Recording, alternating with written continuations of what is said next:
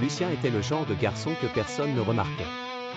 Le dernier de la classe, il était souvent la cible des moqueries de ses camarades. On l'appelait Lucien la lanterne, pour signifier qu'il fermait toujours la marche.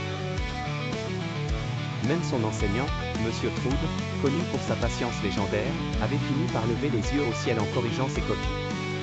Il faut dire que Lucien avait une passion inavouable, les jeux vidéo. La nuit, tandis que ses condisciples révisaient leurs leçons, il foulait des terrains virtuels. Pour ses camarades, Lucien était une cause perdue, jusqu'au jour où un événement improbable bouleversa l'équilibre de la classe.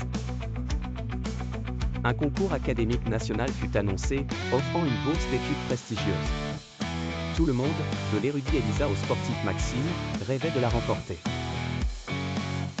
Lucien, inspiré par un héros de jeux vidéo, décida de se lancer un défi fou, prouver qu'il pouvait changer.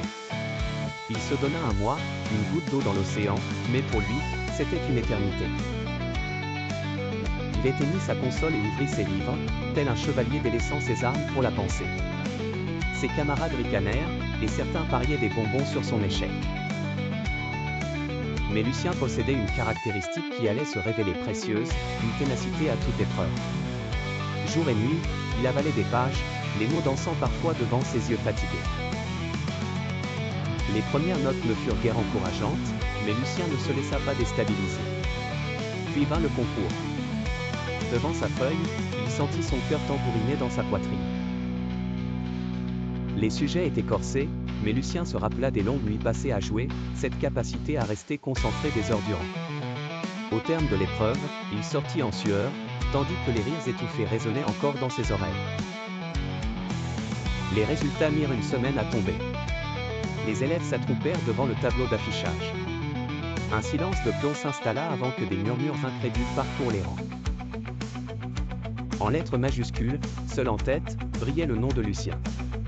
Étonné, Monsieur Troude renversa son café en voyant le résultat. Ses camarades ne savaient plus où se mettre, certains marmonnant des excuses maladroites. Pour Lucien, ce moment fut plus doux que tous les trésors de ses jeux. Il avait prouvé que la volonté peut déplacer des montagnes, et désormais, on l'appelait Lucien le meilleur. Non seulement avait-il remporté le concours, mais il avait aussi gagné le respect de ses pairs.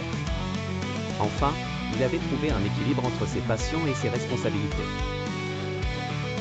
Sa victoire fut une leçon pour toute la classe, ne jamais sous-estimer la force tranquille de la détermination.